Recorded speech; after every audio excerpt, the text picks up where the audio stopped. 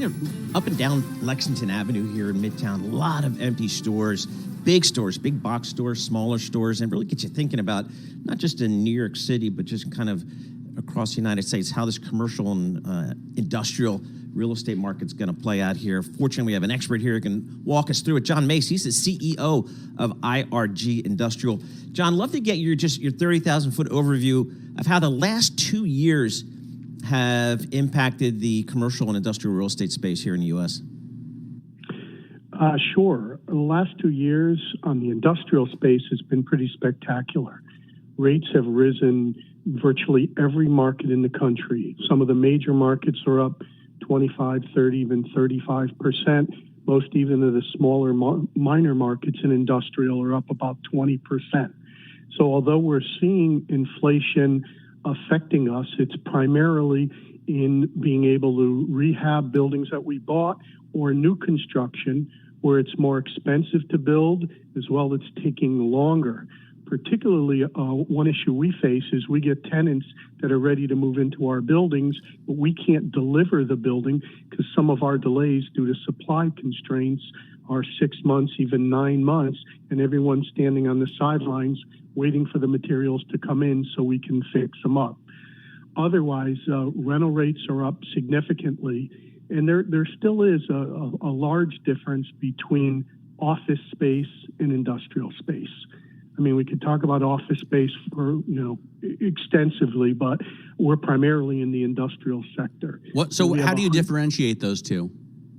Yeah, office space are primarily for people who are service providers or other office people who actually go to an office and have office space, primarily in either in the major cities or suburban office.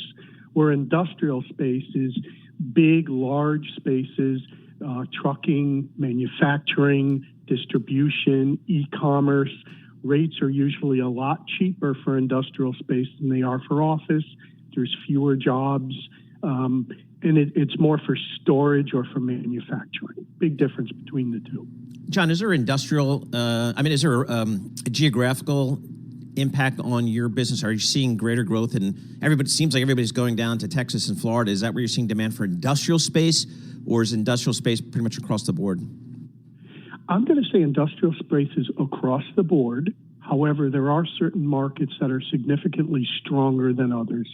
And I'd have to say the greater Seattle area, San Francisco Bay Area, Los Angeles and the Inland Empire, and then probably Central Jersey, right outside of New York, are the strongest industrial. And I see all those trucks. There are millions of them, prime trucks in these warehouses right along the parkway. Well, the port must have a huge amount of pull there.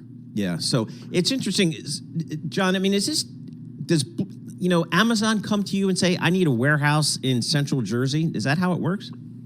Well, Amazon does one of two things. They either buy the land and build their own, or they go find a great location and they work a deal with a developer to build their brand new state-of-the-art warehouse.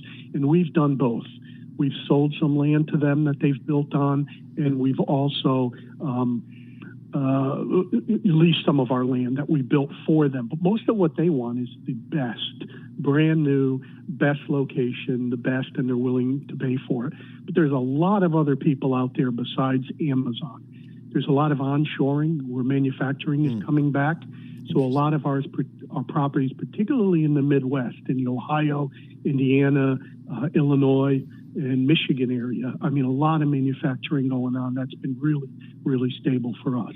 So I wonder if you see, in office space, I was reading this morning on the Bloomberg that it used to be Manhattan had 11% of all of the national office square footage, which is just massive if you think about it. But that's not going to be the same going forward is the concern, as people gravitate more away from the urban centers for office work into the suburbs. Do you see that kind of shift with industrial space as well?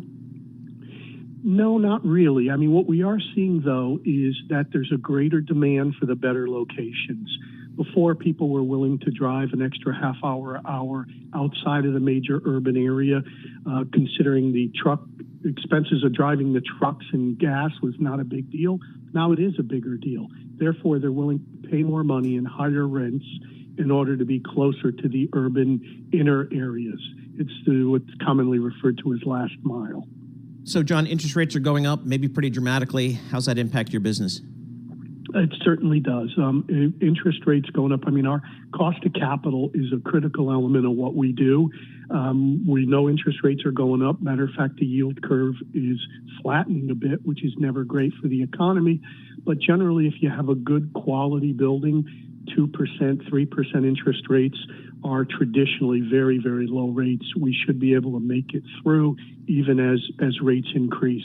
But what also happens is as interest rates increase, cap rates often increase. And when a capitalization rate increases, the value of the property declines. So it's cyclical. I've been through about 4 or 5 major cycles. Hopefully we're not having another one right now. But interest rates is definitely a factor in our business.